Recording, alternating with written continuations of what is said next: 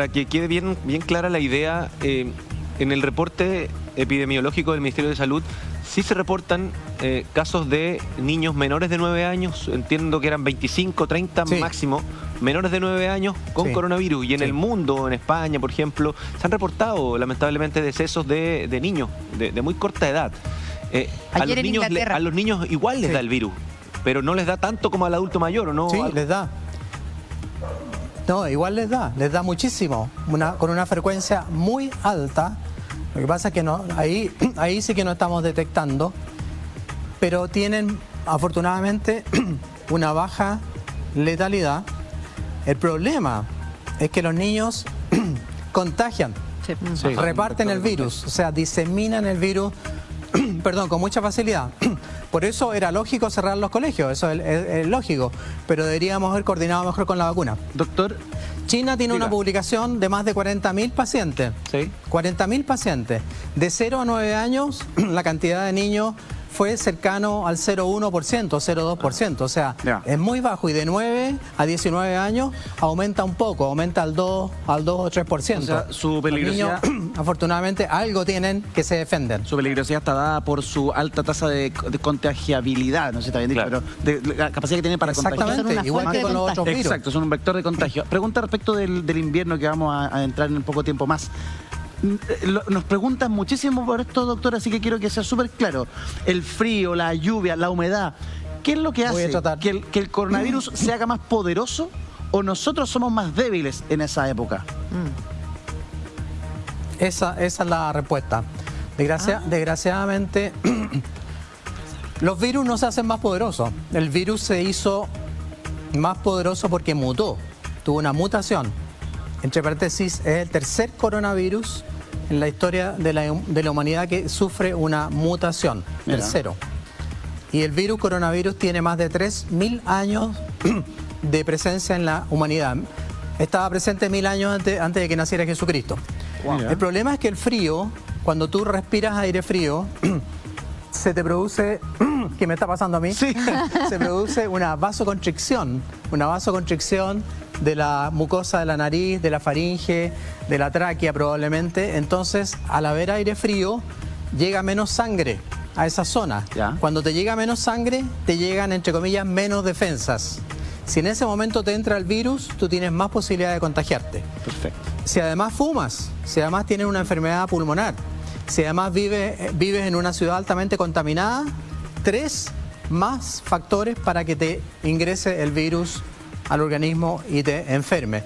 Y en invierno en Chile, desgraciadamente, ocurre eso: frío, contaminación, hacinamiento. Entonces, obviamente que tienes más peligro para enfermarte, pero no porque el virus se ponga más poderoso. Doctor, pero al principio, esto es como lo veníamos hablando, vamos sabiendo información respecto al COVID-19 de a poco también, o sea, es algo que usted mismo lo decía, a partir de lo que pasó en China, recién supimos que hay 2 cepas en nuestro país, que una habría llegado de China, la otra más de Europa. Vamos aprendiendo todos juntos en este proceso y en esta pandemia. En ese sentido, en algún momento yo recuerdo que se dijo que las altas temperaturas que estábamos enfrentando, mañana 34 grados pronosticados para la zona central, para Santiago precisamente, nos servían, nos convenían, porque este virus como que no le gustaba mucho el calor. ¿Qué tan cierto es eso y qué tanto va a perjudicarnos esta situación del invierno a puertas que estamos viviendo? Bueno, probablemente el virus tiene más posibilidades de entrar al organismo cuando hay frío, eso es indudable. Perfecto. El calor no es que mate al virus. ¿Por qué? Una respuesta muy simple. El organismo humano tiene normalmente 36, 37 grados. Y obviamente el virus igual vive, incluso entra al organismo y lo mata. Y la fiebre sí es una respuesta, obviamente, una respuesta que significa que el organismo se está defendiendo, tratando, obviamente, de desprenderse del virus. Por lo tanto, el hecho de que haya más temperatura, yo creo que no hay que confiarse en eso y todo lo contrario, no desvestirse y no dejar de tomar las precauciones que estamos tomando porque puede ser peligroso. En tal sentido, doctor, ¿cuál sería la recomendación que usted le pudiese hacer a una mamá que tiene niños de cara a los meses que vienen y con todos los virus que vamos a tener deambulando en el ambiente? Mantenerse el mayor tiempo posible encerrado en las casas, ¿por cuánto tiempo? ¿Hasta que se vaya yendo el invierno probablemente?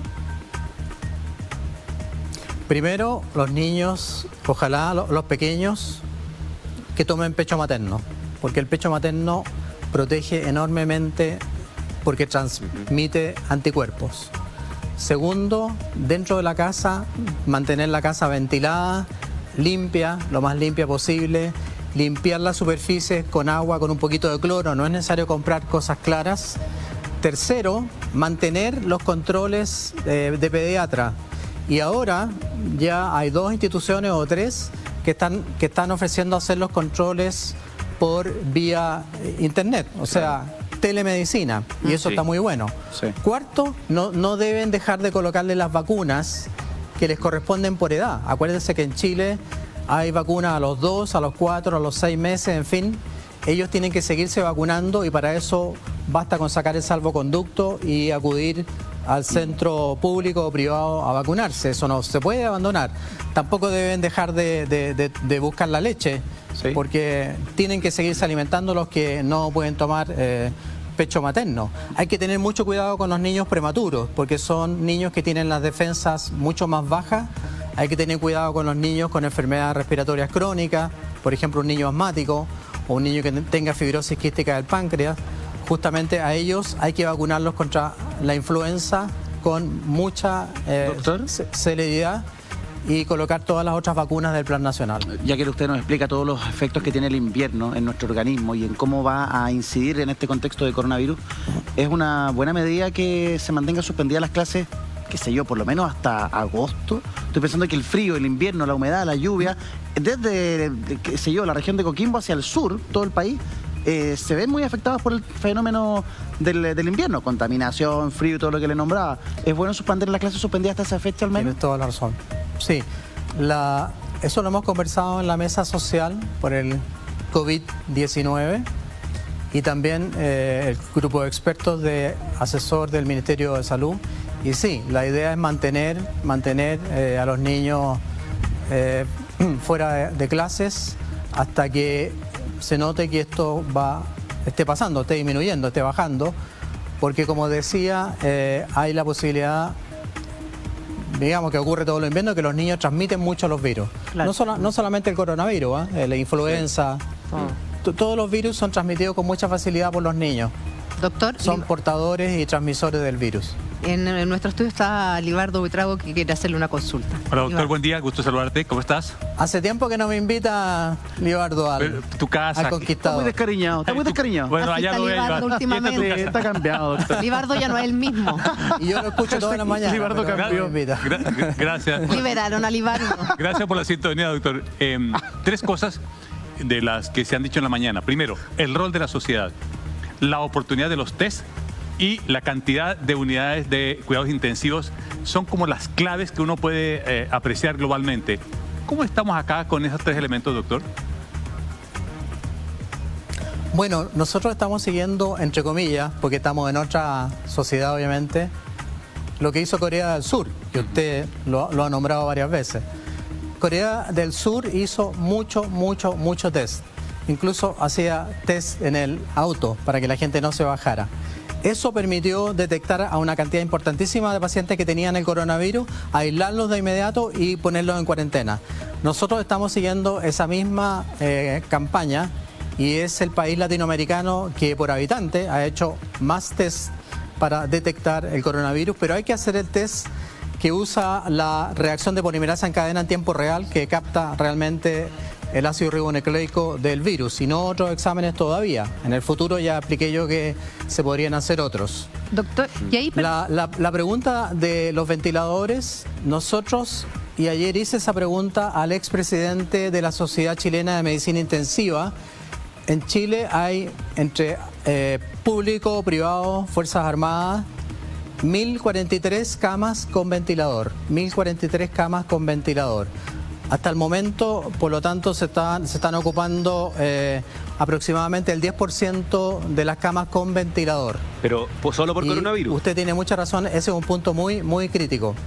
Claro, pero ese 10%, doctor, es solo por coronavirus. Hay que también sumarle los pacientes Exacto, Claro, exacto. de otras enfermedades. Otras patologías, Exactamente. accidentes. Doctor, Tienes toda la razón.